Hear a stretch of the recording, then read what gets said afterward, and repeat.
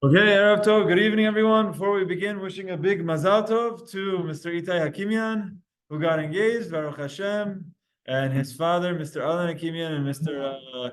Jacob Hakimian, Jacob Levian, who is his Itai's fiance's father. So we have the father of the bride and the father of the groom in the Gemara shiur, and we have the groom in the Gemara shiur. Baruch Hashem, Bezod Hashem. I hope Kenny Bruce Machot Be'Yisrael. May we continue to have engagements and smachot for all of Am Yisrael, Bezod Hashem. Okay, let's continue. We last time we did a Mishnah on the positioning of that you're supposed to be in when you're saying the Shema Yisrael. We had a machloket Beit Shammai Beit Hillel, which we'll look at again, and this is the third Mishnah of the Masechet. The first Mishnah had to do with the times of Shema in the evening. The second one had to do with the times of Shema in the morning. The next Mishnah had to do with the positions. So, what was the machloket between who and who? Who was the machloket between? Beit Shammai, Beit Hillel. Beit Shammai says, when you say Shema, what position should you be in? Lying down in the evening, standing up in the morning. Why? Because it says B'shoch v'chav kumecha. And Beit Hillel says, do whatever position. Exactly. That's referring to the times that you have to say Shema, but that's not referring to the position in which you have to say Shema. The position in which you have to say Shema is whatever you want. Because as it says, and then the Gemara, the Mishnah tells us one more thing, that there was one rabbi, his name is Rabbi Tarfon. And what happened with Rabbi Tarfon?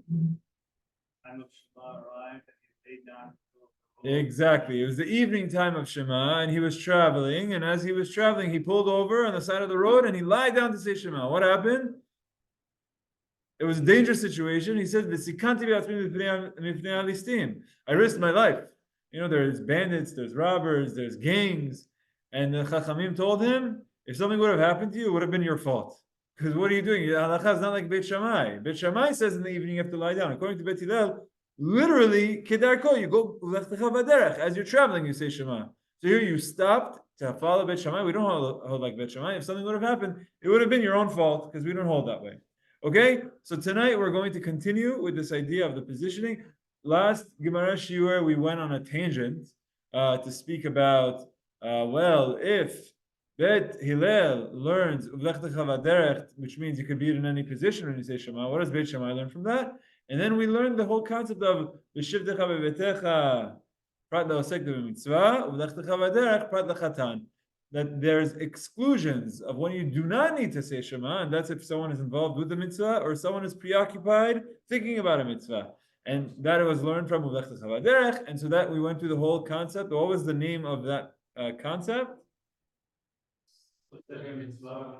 Very good. Osek b'mitzvah, patur min mitzvah. Okay, tonight we're going to continue.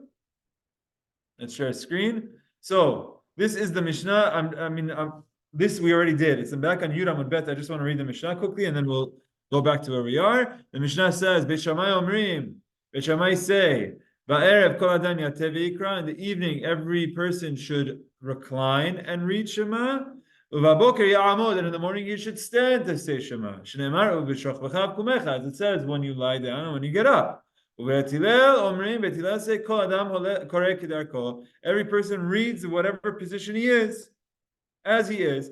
As it says, you say it when you're traveling, however you're traveling. Then why does it say when you're lying down, when you get up? It's the time at which people in general lie down and the time at which people generally get up, but you don't have to be in that position. Excuse me, Rabbi Tarfon Omer. Rabbi Tarfon says, I was traveling, and I lie down to read the Shema, Beit Shammai, like the opinion of Beit Shammai, whom we do not hold like. And I risked my life for the robbers, the highwaymen, as they translate it. It's like gangs or whatever. Amrulo, so the rabbi said to him, you deserved. What if something would have happened to you? Nothing happened to him, Baruch Hashem, but if something would have happened to you, it would have been your fault. Because you went against the opinion of Beit Hillel. Okay, so on Yud Aleph Amud Aleph, we're going to jump to where we are at the end of the Sugya of Osek Mitzvah, and that is from Tanu Rabbanan, Beit Hillel Amrim. So if you're looking at the article, it's 11A3, the break in the middle, 11A3, and it's on the screen, Tanu Rabbanan. Okay, here we go. Here's a Braita. It's taking the concept of our Mishnah and expanding it, elucidating it. Tanu Rabbanan, we tell in the Berachot Beit Hillel, Omerim, Beit Hillel say, Omdin v'korin. You could stand and read Shema. Yoshvin v'korin. You could sit and say Shema. Umatin v'korin. You could lie down, recline and say Shema. Holchin baderech v'korin. You could be walking and saying Shema. Osin v'mlachtan v'korin. You could be involved with your work and say Shema. You could be doing whatever it is. There's no restriction on any position. Now, the one thing about Osin v'mlachtan v'korin, doing your work and saying the Shema, the commentators say, but not for the first line of Shema Yisrael. Shema Yisrael itself, you need to focus. Shema Yisrael, Shema Yisrael, Shema Echad. But let's say someone, for example, is in the middle of working something. Let's say someone is in a position where, I don't know, you need to have your eyes open. You need to be paying attention. You need to be looking at things. So for that one moment of Shema Yisrael, cover your eyes. But otherwise, you're allowed to say Shema while you're involved with something else. Osin, b'mlachtan, v'korim. Beit Hillel does not put any restrictions on what you have to do. Now, of course, it goes without saying that any thinking person would like to focus on what they're doing as they're doing it, right? We don't need Halacha to tell you that when you say Shema, you should focus on saying Shema. That's just basic discriminant thinking, that you're going to read something, you should think about what you're reading. You shouldn't be doing something else while you're doing a mitzvah. So, of course, Beit Hillel is not telling you that you don't need to focus. Everyone would agree that you need to focus.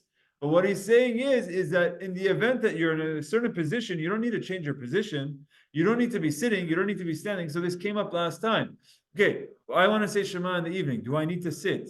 The answer is, if sitting is going to help you to focus more because it hurts your legs and like whatever it is, then yes, whatever you need to do to help you focus more. But not because you hold like Beit Shammai. Also, Beit Shammai really doesn't say sit, it says lying down, reclining. So sitting, the Beit Hillel doesn't have any restriction on what position to be in. So like, for example, you go to a wedding and then they're going to pray Arvit in the corner over there. And like it comes time to say Shema, someone says, oh, I have to sit. No, you don't have to sit. Beit Hillel says exactly what you just said. You could do whatever position you want. But if it helps you to focus more, of course you can. Of course, no one needs to tell you that you should help yourself to focus, right? Make sense? Yeah. Will we say Kriyat Shema by this position lying down? Very good question about lying down. We're going to see what Halacha speaks about. Halacha is going to say you could say it lying down, but not on your back and not on your belly. You could say it on your side, but you can't say it on your back and on your belly for other reasons. So we'll get into it. This is a Masechet. So yes, but yes, reclining on your side, you would be allowed to say Shema, but you're not required to. Okay, here we go. Keep going. Umaaseh. This is I think it's a hilarious story. You get a nice kick out of this. Umaaseh Rabbi Yishmael, Rabbi Elazar ben Azaryah. There was a story with two rabbis, Rabbi Yishmael and Rabbi Elazar ben Azaryah. Shehayu mesubin b'makom echad. They were together. They were having a meal, or they were had a seudah together. Mesubin b'makom echad. They were together. V'haya Rabbi Yishmael muteh. Rabbi Yishmael was reclining. Rabbi Elazar ben Azaryah zakuf, and Rabbi Elazar ben Azaryah was standing. So you see what's happening? Just envision this. Rabbi Yishmael is like chilling on the couch, and Rabbi Elazar ben Azaryah is standing. Oh, kevan she'igiyaz man kriyat Shema. Now at times comes time to say Shema. Hita Rabbi Elazar. So Rabbi Elazar, who beforehand was standing, he sat down on the couch next to him, and he started to relax, lying down, like the opinion of Beit Shammai, who says you have to lie down. V'zakav Rabbi Yishmael. And the second he lied down, what does Rabbi Yishmael do? He got up. Like he lied down, so then he got up. Amar lo Rabbi Elazar ben Azaryah li Rabbi Yishmael. So Rabbi Elazar ben Azaryah says to Rabbi Yishmael, Yishmael achi, my brother, Yishmael. Let me give you a parable to what just happened. Someone says to his friend, says, wow, what a beautiful beard that you have. I love how your beard is growing out. And his response is, I'm going to go shave it off right now. You complimented my beard, I'm going to go straight to shave it. It should go straight to the mashchitim, whoever's going to destroy my beard. The same with you. I was standing up, you're lying down on the couch. You came time to say Shema. I came to lie down next to you. I came to lie down. You got up. What are you doing? I came my son, I smell or something. But someone comes and gives you a compliment, and the second I give you a compliment, I say, I love your shirt. You say this piece of trash, and you take it and you throw it into the garbage. I just gave you, I'm coming to be like you, and you get up. Okay? So it's just a funny story between Elazar and Yishmael. So what does Yishmael respond? Amalo. He says, Ani asiti k'divrei Beit Hillel. He says, oh, I'll tell you why. Because I hold like Beit Hillel. Beit Hillel says you can do whatever position you want. I wanted to do it standing. I did it standing. But you held like Beit Shammai. Because you, specifically, when you're about to say Shema in the evening, you lie down like Beit Shammai. So that's why. It's not a matter of me telling you I don't like your compliment that you want to lie down next to me. It's that you're holding like Beit Shammai. I don't hold like Beit Shammai. I hold like Beit Hillel, so I can do whatever position I want. Not just that, but there's a second reason. Maybe the students who are here are going to see, they're going to see us both lying down, and they're going to think the halacha is like Beit Shammai, that you have to lie down. So I got up to make it clear that the halacha is not like Beit Shammai. Okay? So he gives two reasons why. Okay, Mr. Azizi, just for you to understand the story, it's a funny story. Two rabbis, they're hanging out. One of them is lying down on the couch, and the other one is standing. Then it comes time to say Shema. The one who was standing, or Elazar who was standing, says, oh, saying Shema, I'm going to lie down, like the opinion of Beit Shammai. So he goes and he lies down next to him on the couch. The second he lies down, the other one who was lying down gets up. What do you do? Where are you going? He said, this whole time you were lying down, I came to lie down next to you, and you get up. It's like someone who compliments in your beard and says, well, your beard is so nice. And your response is, oh, I'm going to go shave right now. Thanks for the compliment. And so it's like a spit in the face. I just came to lie down next to you. And he gave two parts. He said, oh, you hold like Beit Shammai, I hold like Beit Hillel. And also, I don't want the students to think that I hold like Beit Shammai. I know they're watching. So the Gemara says, what do you mean also? You're saying the same thing. It's one long answer. The Gemara is going to distinguish. Umay, mai velo od. What do you mean to say, furthermore, people are going to see and they're going to think that the halacha is like Beit Shammai? Wasn't that the first thing that you said? No, the Gemara is going to say, V'chitem, and if you will say, Beit Hillel nami it lehu matin. According to Beit Hillel, are you allowed to lie down when you're saying Shema in the evening? According to Beit Hillel, are you allowed to lie down? Yes, you could do whatever position you want. So Rabbi Elazar is saying, you were lying down. I came to lie down next to you. Why'd you get up? Oh, because I hold like Beit Hillel. Okay, Beit Hillel says you could also say lying down. Why did you have to get up? Beit Hillel didn't say you have to get up. So you were lying down. I lie down next to you. And the second I come, you get up. He says, okay. So number one, I hold like Beit Hillel, not like you. But number two, even though Beit Hillel says I can say it lying down, I don't want people to think that the halacha is like Beit Shammai, because they saw you doing it. So I went out of my way very clearly to show I'm getting up. You're lying down. I'm like the anti. I'm getting up to show that that's not what the halacha is, right? Right? And if you say according to Beit Hillel, you're allowed to lie down when you're saying Shema. Hani mili demate ve'ata me'ikara. That's if you are lying down from the beginning. But here, what you did, with Rabbi Elazar, what you did, up until now, up until this moment, you were standing. But then for Shema, you say, oh, I have to lie down. And you lie down. I have to recline. Amri, people are going to say, Shema mina ki Bet Shammai sviyalahu. People are going to say, oh, very clearly, he holds like Bet Shammai. Shema yeru ha-talmidim ve'ikbu halacha ledorot. Students will see, and they will say, the halacha is, my rabbi did this, I saw my rabbi do this, the halacha has to be that you have to lie down. So I wanted to make it very clear, in that same moment that you lie down, I got up to say, hey. No, you don't have to do this. He wants to do this, but the halacha is not that way. Okay? I want to look up the halacha. Remind me to look up Shulchan Aruch. I believe it's Siman Samech Gimel. We'll look it up. I think there he says it. Later on in the Gemara, it's going to tell us why you can't say Shema lying on your back, and you can't say it lying on your front, but you could say it lying on your sides. We're going to look that up. But remind me, if you don't look up the Shulchan Aruch, remind me. So now, we have just been introduced to the first Machoket Beit Shammai, Beit Hillel, and Shas. It's worth just saying one statement about Beit Shammai, Beit Hillel. Beit Shammai and Beit Hillel, there are two massive schools that the halacha is almost always we have to hold like Beit Hillel. Halacha is like Beit Hillel. There's Gemara Masechet Eruvin that says there was a heavenly voice that came and said halacha is like this. Also, Beit Hillel was the majority. There were more rabbis in Beit Hillel, so you follow the majority. Beit Shammai, according to some opinions, Beit Shammai had much sharper thinkers. They might have been even smarter or wiser, but you follow the majority. So Halacha is like Beit Hillel. Now, we're going to see some statements now about what if someone decides that they want to follow Beit Shammai. Are they allowed to? Do they do the mitzvah? What do you think? Let's say someone says, I want to follow Beit Shammai, and when it comes to Shema in the evening, I want to lie down, and when I say Shema in the morning, I want to get up. Okay, you think it's fine. What you say, why not? Right? Like, because Halacha is like Beit Hillel.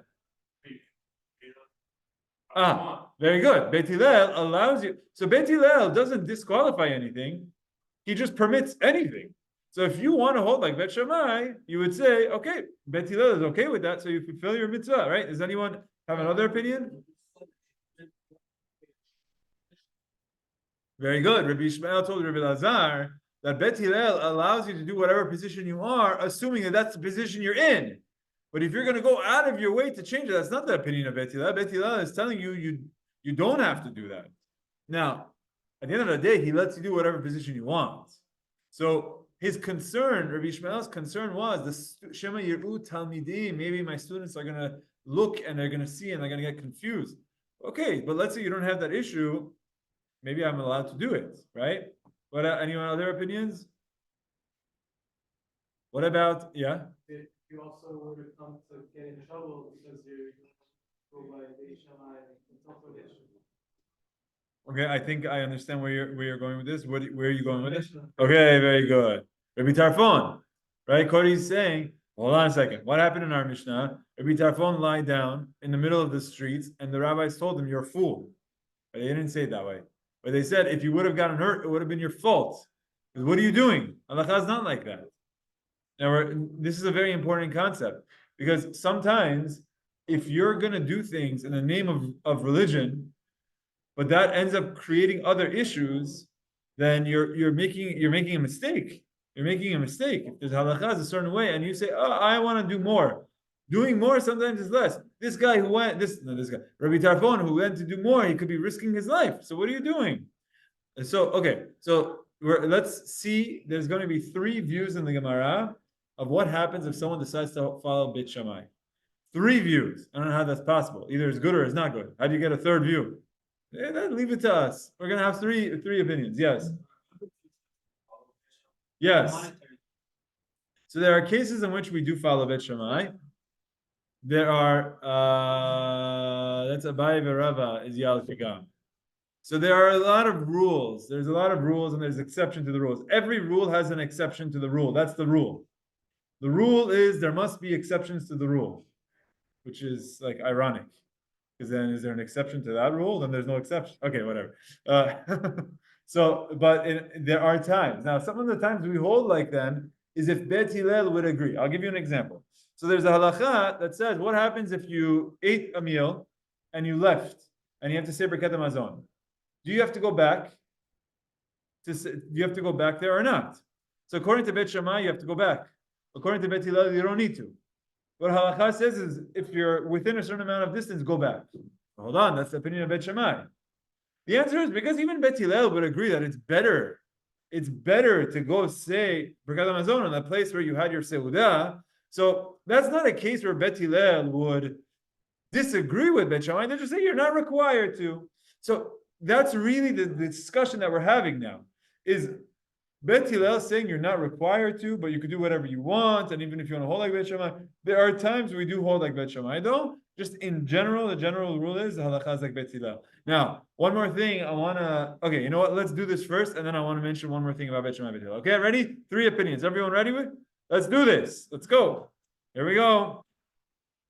Taneh Rav Yecheskel. Rav Yecheskel says the following: Asa kidivrei Beit Shammai. Asa. If you did in accordance to Beit Shammai, it's fine. You fulfilled your mitzvah. Kidivrei Beit Hillel Asa. And if you did according to Beit Hillel, you fulfilled your opinion. Which means you can do whichever way you want. Beit Hillel is telling you, I don't care what you do.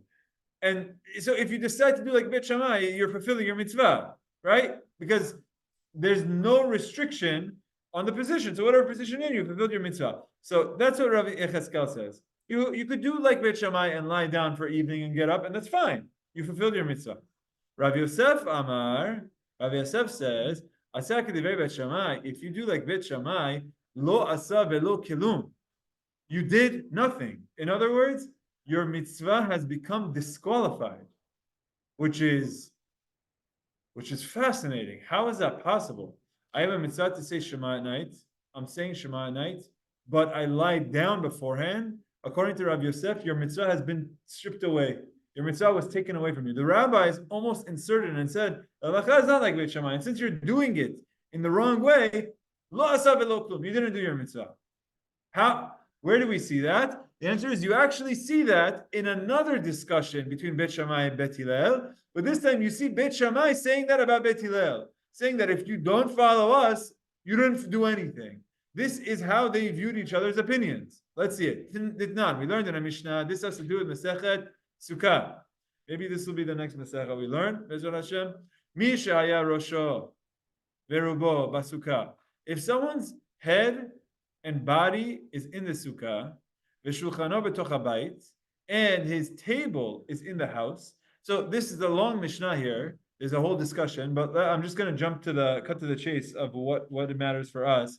Let's say you see where I'm sitting here. I'm sitting here. Imagine right above my head is the sukkah, schach. I'm sitting in the sukkah, but my table that's in front of me is inside the house. So what I'm going to do is I'm going to eat like this. Take my food, eat like this. My head, my body is in the sukkah. Fine. But what's possible when I have the table in front of me? What's possible I might do? I might lean forward. And if I lean forward, my head is now under the roof. So Beit Shammai and Beit Hillel have this discussion. Let's say someone is like this. He has his table set up in his home, but he's in the sukkah. And let's say he's eating in the sukkah, but he's eating in a position that you might end up doing something wrong. Okay, but this guy doesn't do something wrong. He doesn't do something wrong. It's just that you might. Did you fulfill your mitzvah or not? Okay? Beit Shammai said you did not fulfill your mitzvah. Beit Shammai, poslin. Exactly. There's a rabbinic requirement here or a rabbinic restriction. And the rabbis, meaning Beit Shammai, is saying, hey, don't do this because you might come to put your head under the house. Okay, but I didn't. Still, Beit Shammai says, no good. You did not fulfill your mitzvah of sukkah. What do you mean I didn't fulfill my mitzvah of sukkah? I ate in the sukkah. No, but you ate in a way that the rabbis are saying is too risky. We're gonna disqualify that mitzvah from you. So it's the same concept by Shema Yisrael, how they could disqualify a mitzvah from you. There's a flow here. Let me go through the flow that it's on this. Yeah. They disqualify you saying the Shema. Say it. They say you can still say it, but you should try to say it before, so they're not disqualifying it in that case. Correct. We're talking about Beit Shammai, Beit Hillel. When you have the two opinions of Beit Shammai and Beit Hillel, we're going to see a discussion right now that when what they say a rabbinic requirement, the concept that we're learning now is that when Beit Shammai and Beit Hillel have a rabbinic requirement, they say that if you break that rabbinic requirement, that your mitzvah from the Torah disappears. Okay, so you're correct. It's a different type of discussion when you're talking about saying Shema ad chatzot.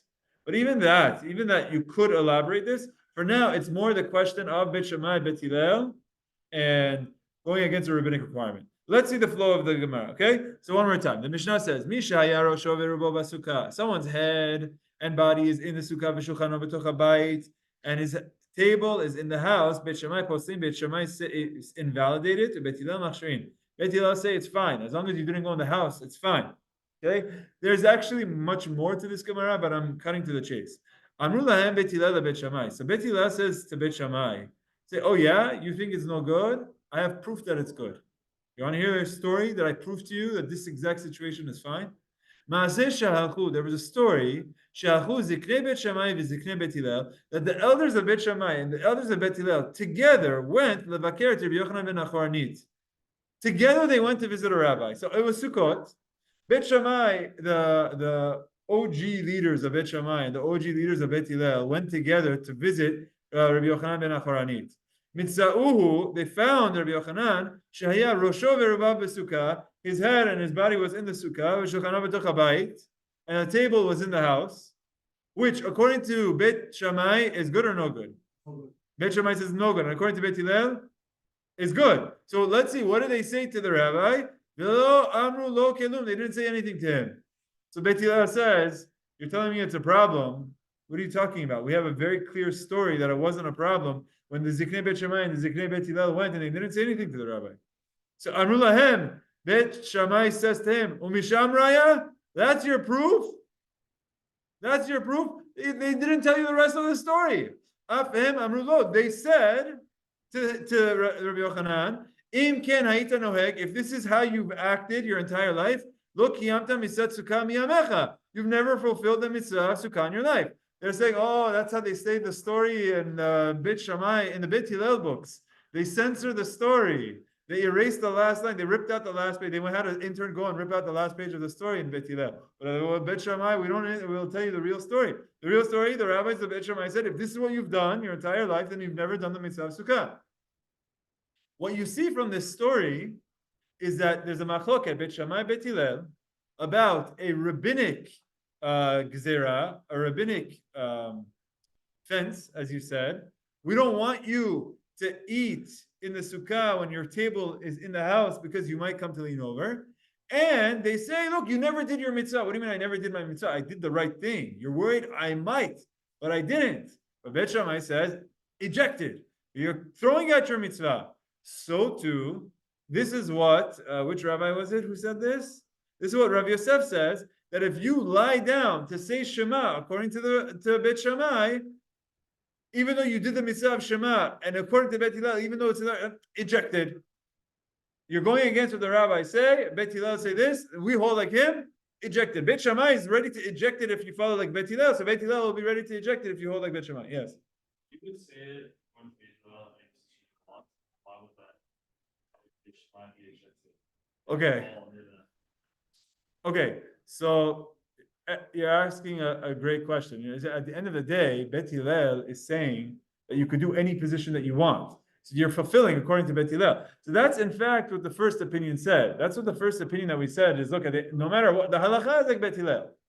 We know that. The first opinion says, Asa k'divrei Beit Shammai, Asa. If you do it according to Beit Shammai, you did your mitzvah because it's also in accordance with Beit Hillel. But what this opinion is saying is that even though, according to Beit Hillel, you could do whatever position you want, if you are explicitly showing through your actions that you hold like Beit Shammai, since you're doing that, you disqualify your mitzvah. So this is like what happened with Rabbi Elazar ben Azaryah. He lied down next to Rabbi Yishmael and he says, through your action, Beit Hillel will allow you to be whatever position you want if that's the position that you're in. But if you're going out of your way to hold like Beit Shammai, then you're doing the wrong thing.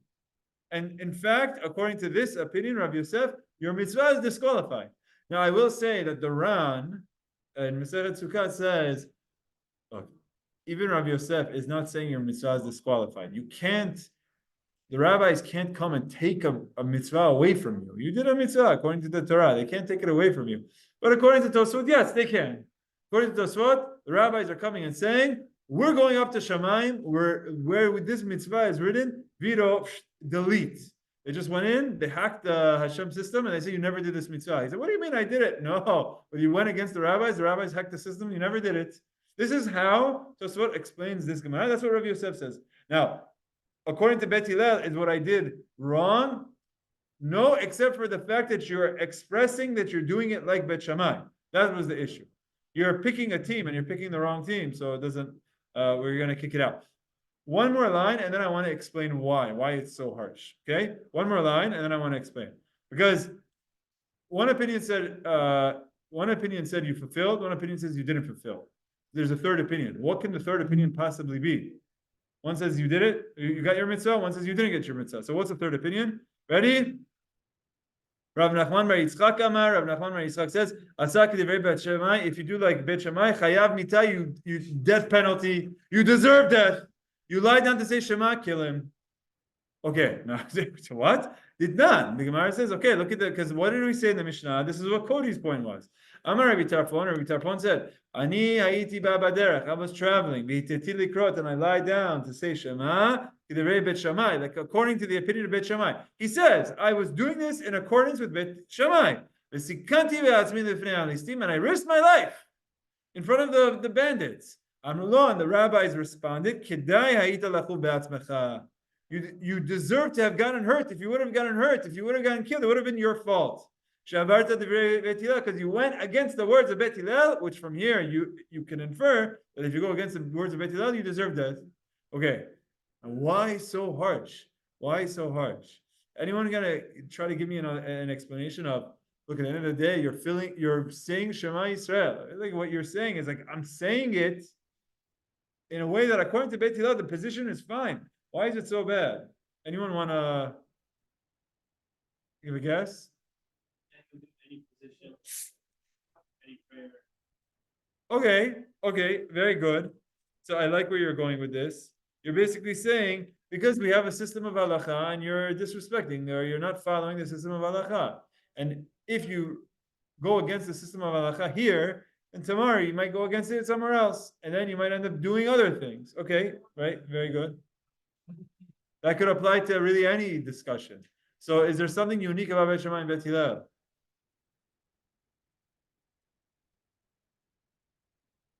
Okay, so one answer that I heard by Rav Shalom Rosner, I was listening to the recording earlier, and what he quoted was as follows. If you have two rabbis that are arguing, one says this, one says that, and you hold like one of the opinions, okay, like you're not deserving of death. But the issue here is you have Beit Shammai and Beit Hillel. Beit Shammai and Beit Hillel were two massive schools. There were two huge movements. And the halacha was set according to Beit Hillel. Once you have massive opinions that are differing, you run a risk of division. You run a risk of breaking off into two different religions.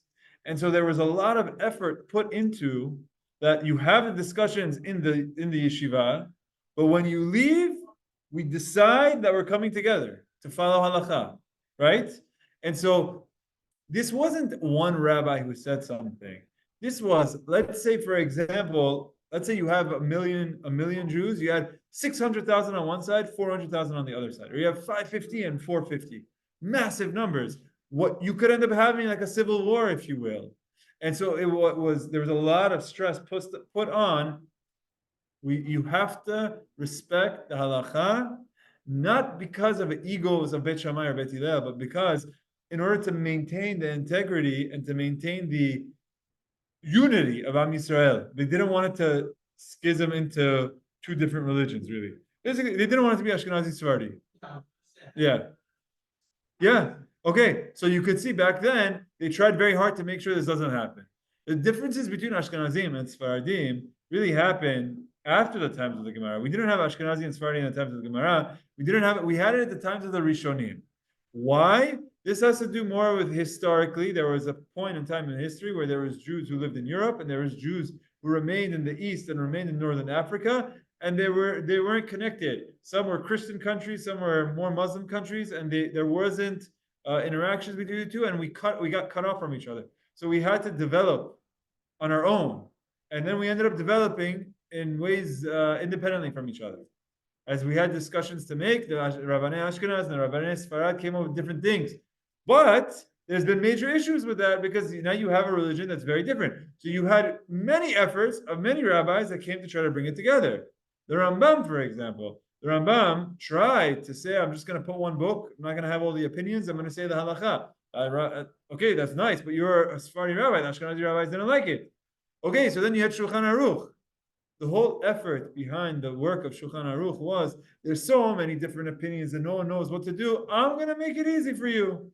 And I'm going to go look at what does the Rif say? What does the Rosh say? Even the Ashkenazi rabbis bring in their inputs, pick one law, make one law. This will be the law for all of the Jewish people. And then what happened? The Ashkenazim say, okay, but this is our opinion. Right? The whole purpose of the project was to get everyone together. And now, anytime you look at a Shulchan Aruch, you have the Shulchan Aruch is Sephardi halacha, and then right after is Ashkenazi halacha. So there's always been efforts to try to bring it together. but everyone has tradition. Tradition. You know, this is what we have. But exactly this point. The times of the Mishnah, they didn't want this. They didn't want there to be a schism. They didn't want there to be a fracture amongst different customs. Correct. Beit Shammai, Beit Hillel is the times of the Mishnah. Yes. Yes.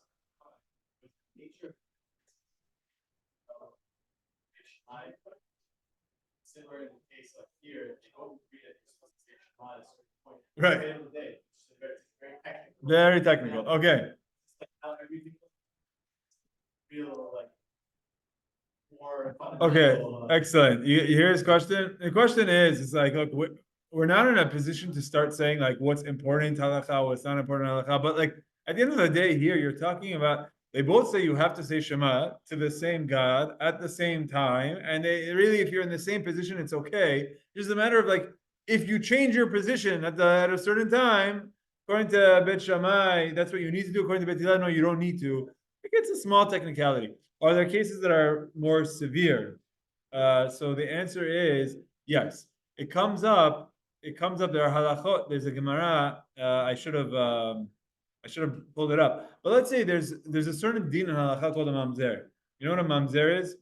Mamzer is an illegitimate child. A child that's born to a forbidden relationship. And this child of a mamzer is not allowed to marry. You're not allowed to marry. Sorry? We did? When did we bring it up? No, you're not crazy. We spoke about mamzer in Masechet Berachot. I don't remember, but it's possible. We've had 32 classes, so it's possible. Okay, but mamzer is an illegitimate child, and they can't marry. So now there are certain machlokot, there are certain disputes between Beit Shammai and Beit Hillel on certain situations where a woman gets a divorce, if this works, if this doesn't work. Okay, and so according to Beit Shammai, divorce can be valid, or according to Beit Hillel, it can be valid, and according to the other one, vice versa, it's not valid. Which means if this woman goes and marries another man and then has a child with that other man, that child could be considered a mamzer. Like if you hold that the divorce document was valid, then she's divorced, married to a new man, and the child is a kosher child. If you hold that the divorce document was not valid, then when she's with the new husband, she's still married to the first husband, so this is an illegitimate child. So there it could become a big difference. And even what Halacha says is, even though Beit Shammai and Beit Hillel had their disputes, the children of Beit Shammai would marry the families of Beit Hillel, and the children of Beit Hillel would marry into each other. So they had views of halachot, but when it came to shidduchim, it was okay. And we have this also, like this, and then you have to figure out, okay, what are you going to practically, how are you going to hold, what are you going to do? But there is a Gemara about this, where this is pretty severe. The discussion of mamzerut it's a status of a person is a very, very severe discussion. But even there was respect that they would marry each other's kids. They wouldn't say, no, don't marry because their child might be a mamzer. They wouldn't do that. They would marry into each other. Okay, good.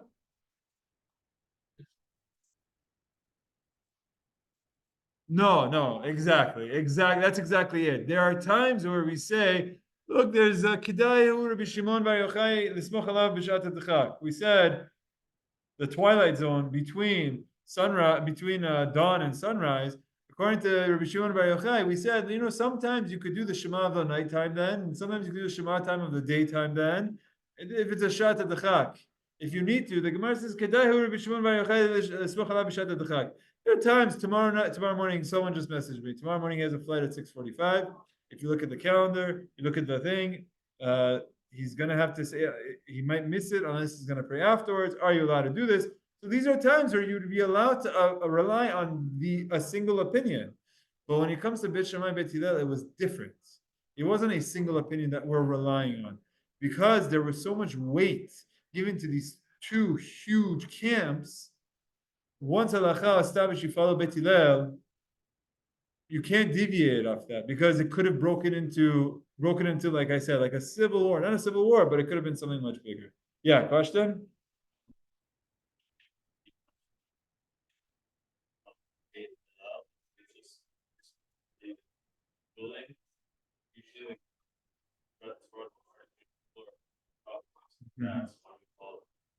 Okay. Is that 1A, 1B, or just that's 1A? Okay. So you're asking so who decided halacha should be like Beit Hillel? So the answer is yes, you have the majority, and there is a rule that we follow when it comes to law, you follow the majority. If you have a court case and you have 3 judges and 2 of them say something and the other says something else, you follow the 2, even if the 2 are corrupt. That's the way the law is. Acharei rabim lahatot, you follow the majority. Have there been times throughout Jewish history that the majority have been doing something wrong? Yes, but still, you have a system of halacha, and the system of halacha says this. In addition to that, the Gemara in Masechet Eruvin says that there was a heavenly voice that called out. At some point, there was some sort of a prophecy, bat kol, a heavenly voice. The bat kol we did discuss in Masechet Berachot on Daf Gimel, when there was a heavenly voice that came and said, Yishmael Rabba Mevarach is on Daf Gimel. But anyway, this heavenly voice came in and established halacha is like Beit Shammai, Beit Hillel. Now, normally we don't rely on heavenly voice, lo b'Shamai mi, but again, it was the majority. It was the majority, and that's the system of halacha that you follow. When you have a majority, you follow that opinion. Okay, good. Let's keep going. Time check. Okay. Next Mishnah. Wow. That was amazing. We spent like 6 months on the first Mishnah, and here the third Mishnah we finished in a class and a half. So next Mishnah, Matnitin.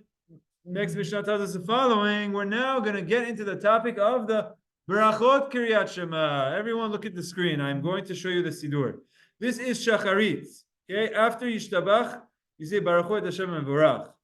Once you say Barachot, we are now entering what's called the Berachot Keriyat Shema. You start with the first bracha. Baruch Hashem Elokeinu melech haolam. Yotzer or uberech choshech. He creates lights. He formed light. He creates darkness. Oseh shalom. He does peace. Uboret hakol. And he creates everything. This bracha, as you continue, you go this entire bracha. It's all one bracha, and the bracha ends. You say kadosh kadosh kadosh. It's all one bracha. The bracha ends with Baruch Ata Hashem Yotzer HaMeorot. That's the first bracha. And then second bracha starts with Ahavat Eloheinu Aftanu Hashem Elokeinu. This second bracha ends with Baruch Ata Hashem HaBocher Be'amo Yisrael Be'ahava. That's the second bracha. So you say 2 brachot before Shema in the morning. Then we say the Shema Yisrael. Then after you say the Shema Yisrael, hold on. Just want to get rid of the English for a second. After you say the Shema Yisrael, Hashem Elokeinu Hamemet, now we get into V'yasiv v'nachon. This is another bracha after the Shema Yisrael in the morning, and V'yasiv v'nachon ends with Baruch Ata Hashem Ga'al Yisrael. So how many brachot was there before Shema? 2. How many brachot after? 1. That's in the morning. What about 2 before, 1 after? What about in the evening? Take a look at the screen. Again, is the evening Arvit Barachot Hashem Mevorach. Then we say we start the Berachot Keriyat Shema. The first bracha starts with Baruch Ata Hashem Elokeinu melech haolam Asher bidbaro ma'ariv aravim. It ends off with Baruch Ata Hashem Ma'ariv aravim. Second bracha Ahavat Olam Beit Yisrael Amecha After. This one ends Baruch Ata Hashem Ohev et Amo Yisrael. Then we say Shema Yisrael. So how many brachot before? 2. Now let's see how many brachot after. So after the Shema Yisrael, Vayomer, then we say Ve'emunah. This next bracha starts with Ve'emunah Kol Zot V'Kayam Aleinu. This one ends with Baruch Hashem Ga'al Yisrael. That's the one bracha afterwards. Then we say Hashkivenu Avinu Shalom Ve'Hamidim Makinu Shalom Baruch Ata Hashem Shomer et Amo Yisrael Ad Amen. That's another bracha. So how many brachot are after? 2. So someone tell me, how many before Shacharit, after Shacharit, before Arvit, after Arvit? Tell me the numbers. 2, 1, 2, 2. How much is that total? 7. 2 plus 1 plus 2 plus 2 is 7. Yeah, 4 in the evening, 3 in the morning, total 7. You guys got the background? Now let's go read the Mishnah. Okay? We should be able to read the Mishnah very quickly now. Shachar. No, Shabbat also has the same number of brachot. It's much more extended. You say more things in it, but the end of Baruch Hashem Yotzer HaMeorot, you have it in the morning also of Shabbat. Okay, here we go. Let's go. Bashachar mivarech shetayim lefaneha Ve'achat la'achareya. In the morning, you bless. 2 blessings before and 1 after. We know that. Uba'erev, and in the evening, mevarech shetayim lefanea. 2 before, ushtayim la'achareya, and 2 after. We know that also. So how much does that add up to? 2 plus 1 plus 2 plus 2? 7. Rashi explains how there's a pasuk in Tehillim that says, Sheva bayom hilalticha. I praise you, Hashem, 7 times a day. That's what Rashi says. Corresponding to that, you have these 7 brachot. Okay? Very good. Now, continuing with the Mishnah. Mishnah says, Achat aruka ve'achat ketzara. Excuse me. 1 is long and 1 is short. You just told me 7 brachot. I have 7 brachot, 1 is long, 1 is short. Doesn't add up. So how does this work? So there's different opinions to what this line means. According to, I believe, Rashi, if I'm not mistaken, how he says it's referring to the last 2, because you say 2 in the morning before, 1 after, 2 in the evening before, and 2 after. And the last thing I'm speaking about is the 2 after, and I'm going to say, and one of them is long, one of them is short. What does that mean? Look at the Sidur for Arvit, okay? This is the long one, and Hashkivenu is the shorter one. I was like, why do you need to tell me this?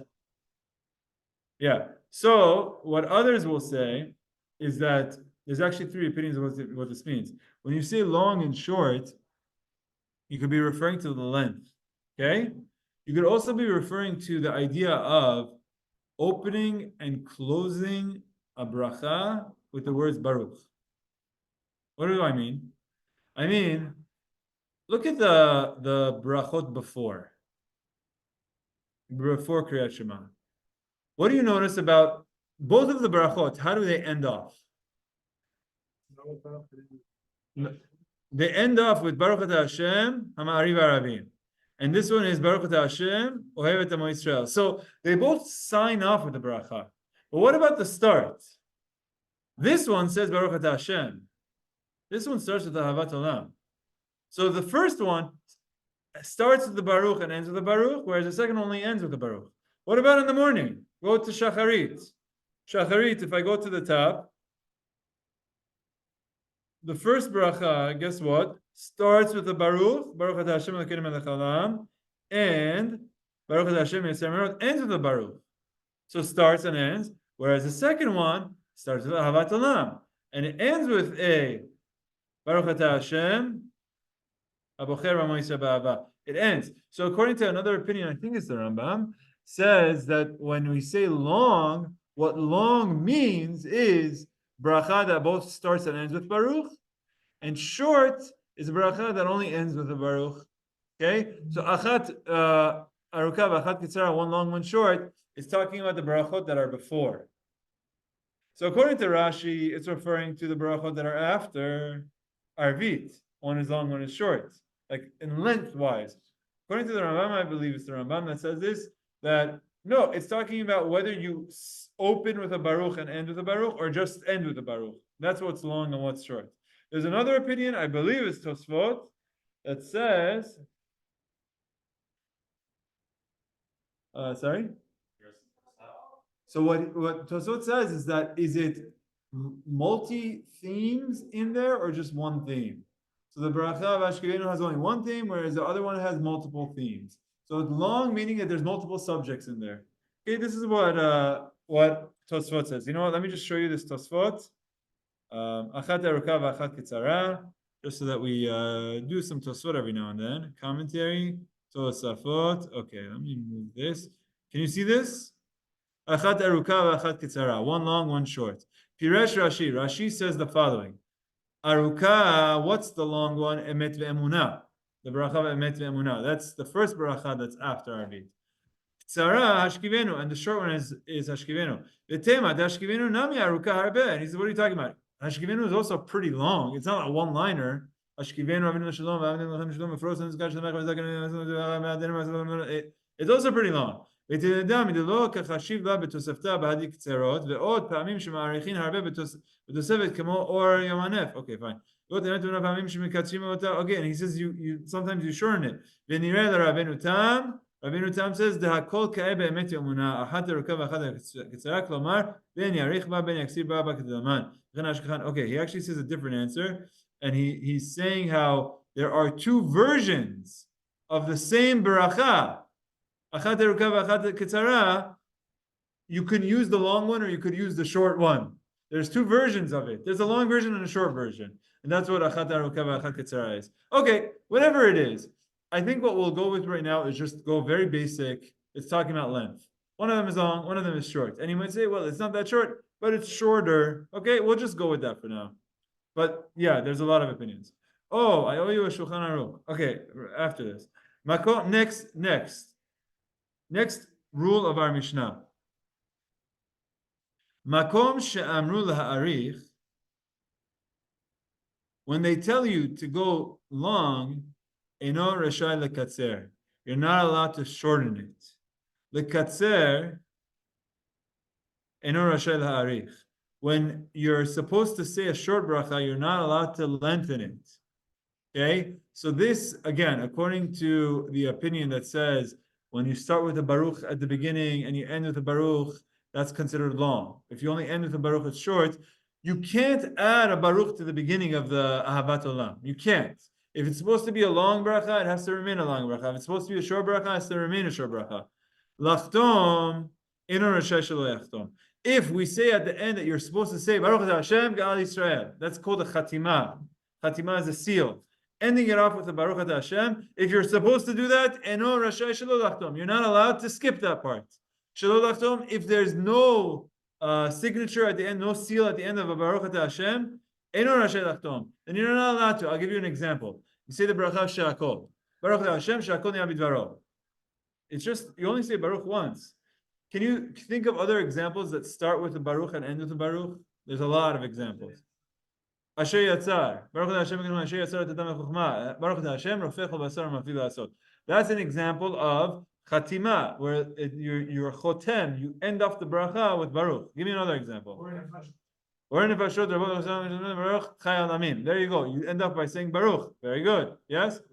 Birkat Hamazon. Baruch Hashem Azan etakol. Right? You start off with Baruch Hashem Elazar Otanu, and you end up Baruch Hashem Azan etakol. There's another example. Very good. What else? Amidah. The first bracha of Amidah. Baruch Hashem Elokeinu V'Chei Avotinu V'Chei Avraham Yitzchak. Baruch Hashem Magen Avraham. Very good. Kiddush. In the evening, Baruch Hashem Baruch Hashem Mekadesh Shabbat. Very good. So you see, you have some brachot that you're supposed to end off by adding Baruch Hashem. That's called a chatima. There's some brachot that don't have a chatima. You don't say Baruch twice. Give me an example. Netilat Yadayim, Baruch Hashem Asher Netilat Yadayim. You can't say Baruch Hashem Noten Yadayim. You don't say it twice. You just say it once. There's no chatima that bracha. It's a short one. Right? There's no chatima to that. Or Baruch Hashem Bar Pri Adama. Okay, so what we're saying is when you have the structure of a bracha given to you, don't change it. Okay, good? Good. That's what this Mishnah is telling us. Okay, so Enechol, you're reading psukim that are related to the concept of bread. You give them food. Yeah, you're not saying the words Baruch Atah Hashem. But once you start with Baruch Atah Hashem, you cannot change the matbeh shetavu b'chachamim. When there's a bracha, you don't change the coinage or the verbiage of a bracha. The bracha, once you say Baruch, you have to say it the proper way. Beforehand, you want to say pasuk. Afterwards, you want to say pasuk. It's fine. I'll give you a clue where this matters. Let's say you want to say Havdalah. How do you say? Anyone know Havdalah? The Brachot that you're supposed to say Havdalah. Where do you start with? Yeah, you say Yishmael sen hinainam, Yishmael mevaseretin at tismechia yarti kenapatikam tike asher b'choshech hatzechenu hasiach zivugenu hasiach parnasatenu hasiach win the lottery tenu. Yeah, exactly. You could say exactly. You could say even Kos Yeshuot. All of this is just psukim. Where is it that you start, and once you start, you don't mess around? Sabri Maran, Baruch Hashem Baruch Priya Gefen, Baruch Hashem Baruch Samim, Baruch Hashem Baruch Maranesh, Baruch Hashem Hamavdil Bekodesh Lachol, Baruch Hashem Hamavdil Bekodesh Lachol. That last bracha also has a chatima. Those four, once you start with that, you can't mess around. That's where the real Havdalah is. The things before are psukim. The same with Kiddush on Shabbat afternoon. Shabbat afternoon. I could say, Mizmor David, blah, blah, blah, blah. Im Tashiv Mishabbat Galecha, blah, blah, blah. All of that is important psukim, but the real Kiddush is Baruch Hashem Gefen. Zeu. Let's say someone has to say Kiddush and doesn't have a Sidur, you don't have to worry about those other things. Should you say it? Of course, say it. But the core Kiddush is the bracha. So this is my I'm trying to express is that when you start with Baruch, now you're entering the world of Brachot.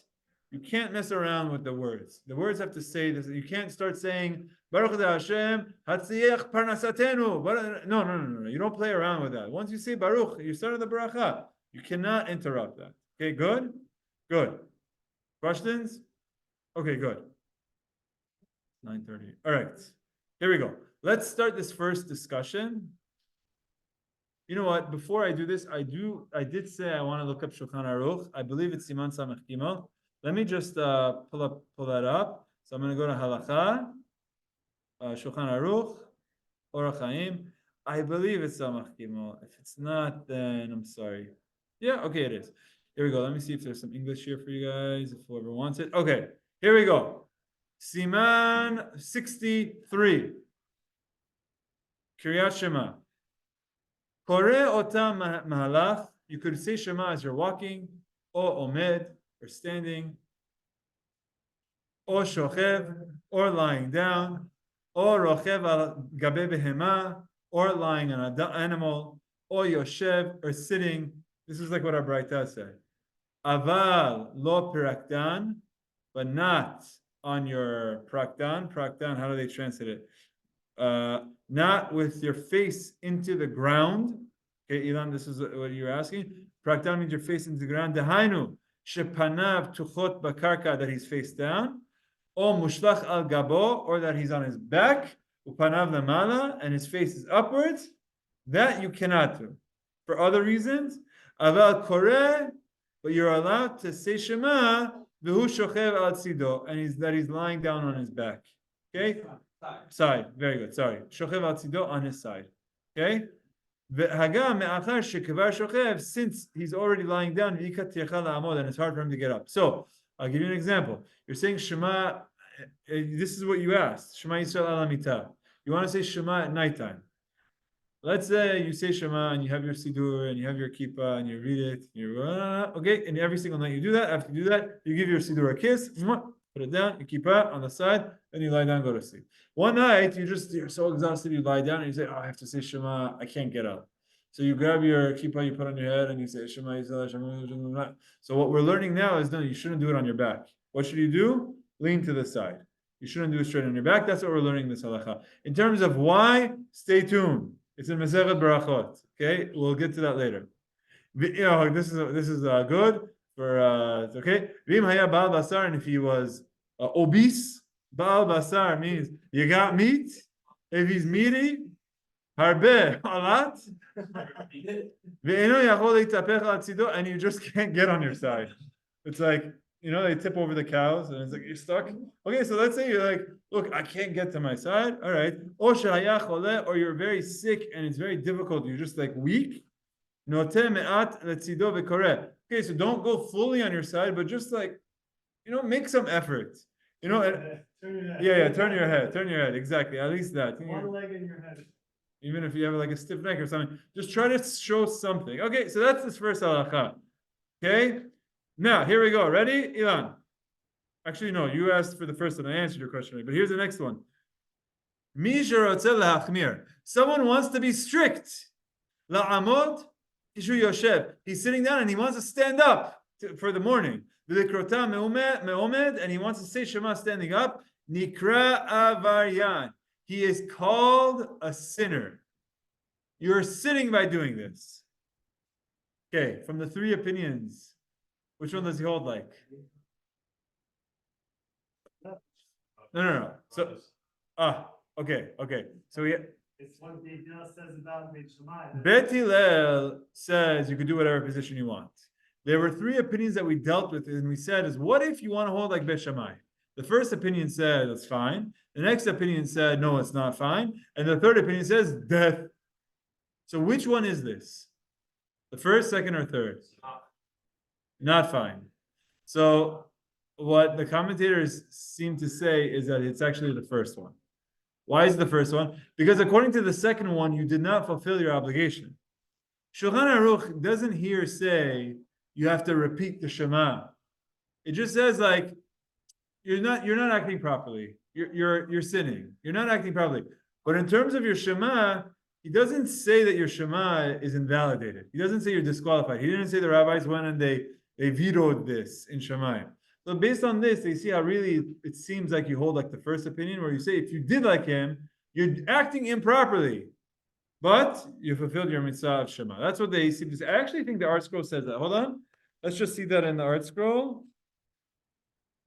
There's a footnote on this. Okay, look at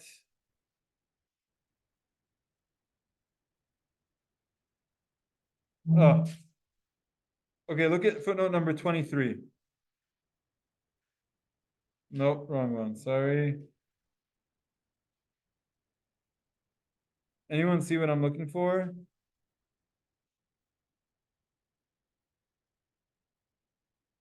All right. Here.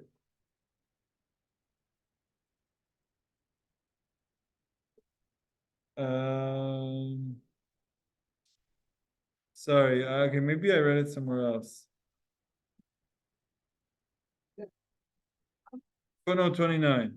For Beit Hillel, since Beit Hillel hold that one may recite the Shema in any position at all, one who lies during the evening recitation or stands in the morning, although following Beit Shammai is not in direct contravention of Beit Hillel. Therefore, he's considered to have fulfilled his obligation. He's considered. Look at footnote 31. So in footnote 31, it says, according to Rav Yosef, the rabbis enacted. For one holding this erroneous belief might, if finding himself unable to stand in the morning or lie down in the evening, neglect reciting the Shema altogether. Oh, that was a whole different concept which I didn't explain. Like if you feel like Halacha is like Beit Shammai, then there'll be times where you can't get up and you're going to say, well, I'm not going to say the Shema. So what's going to end up coming out of this is there'll be times where you don't actually say the Shema. Okay, very good. So let's just do two more halachot here once we're in this topic. Hayam mahalech baderech. If you were traveling and you had to say Shema, you need to stop. Now, he doesn't mean stand, but it means you need to stop for the. That's why they put in parentheses. You need to stand still for that first pasuk. This is what I was telling you before. How Beit Hillel says you're allowed to continue doing your work while you're saying Shema, but for that first line of Shema, you need to stop for a second. So if you're doing something, let's say you're driving and you say, "Oh, I didn't say Shema." Just pause for a second, say Shema, then you could continue driving. But for that, you need to stop. And next, halacha, ikara kavanahi pasuk rishon. The main part that you need to have kavanah for and focus is the first pasuk. Hilkach im karav lo kiven libo pasuk rishon. If you didn't focus on the first line, you didn't do your mitzvah. And you have to read it again. Okay, fine. Then we're getting into a whole different discussion, which I'm not going to do. Okay. 9:37. You know what? I think we could stop here. Let's do a quick review, and I'll give you a heads up of what we're doing next time. Last time we did our Mishnah about the positioning. What did we learn tonight about the positioning? We got back to that discussion. What's the machloket Beit Shammai Beit Hillel? Positions of Shema. Beit Hillel says any position. What Beit Shammai says? In the evening, lie down. In the morning, stand up. Who do we hold like? Beit Hillel, halacha is like Beit Hillel. Now let's say I decide to hold like Beit Shammai. Did I fulfill my obligation? Death. That's the third opinion, yeah. Why? Why death? Where did you learn that? Where do you see that? With Rabbi Tarfon. Yes. Well, in our Mishnah, Rabbi Tarfon, he lied down and they said, look, if something would have happened, it would have been your fault. Okay, what else? You follow like this, fine. So you don't get up from laying down, and you don't lay down from being standing. Right. Okay, so the first opinion says you fulfill. Weight. Very good. Okay, so one opinion says it's okay, you fulfilled your obligation, and then the other one says you didn't fulfill your obligation. Right? The middle opinion says you actually didn't fulfill your obligation. Which one does Shulchan Aruch hold like?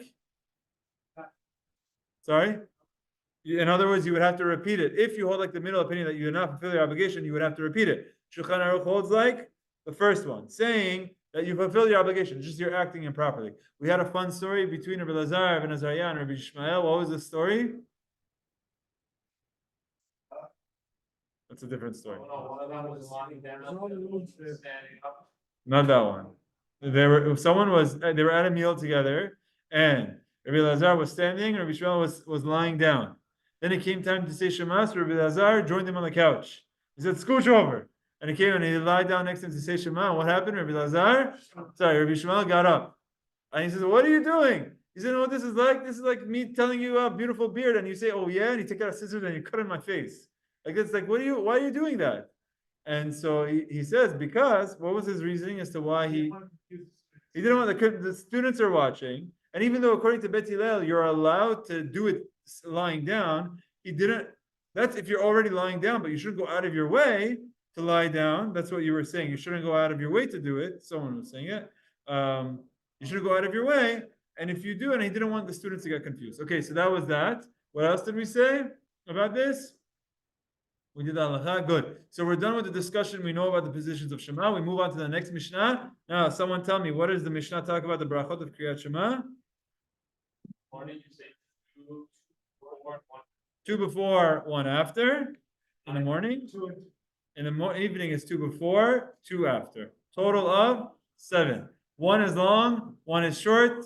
Different opinions exactly what that means. And then we get some general guidelines. What are general guidelines of Brachot? So if your bracha should be long, don't make it short. If it's supposed to be short, don't make it long. What else? Very good. If it has a seal, don't remove the seal. If it doesn't have a seal, don't add a seal. When I say seal, that means the baruch at the end. There's one at the beginning, one at the end. Don't change the structure of a brachot. Brachot are untouchable. We don't change brachot. You know the situation of like, if you have different food items, one is a ha'etz and one is adama. Someone grabs raisins that are ha'etz and something that's hadama, some sort of hadama food together, and it says Berachot Hashem Kerim Elachalam Boreh Peri Ha'etz Hadama, and eats it together. You can't do that.